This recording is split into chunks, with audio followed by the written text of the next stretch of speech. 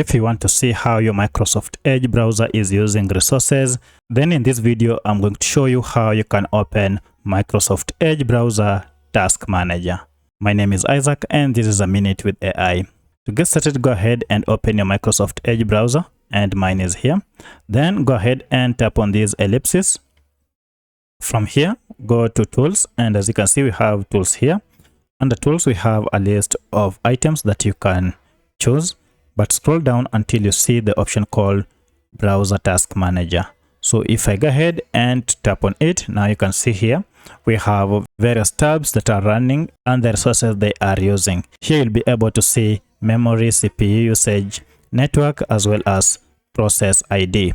So that's how you open task manager in Microsoft Edge browser. If this video is helpful to you, kindly hit the like button and subscribe to this channel to support me. Thanks for watching, and let's meet in the next video.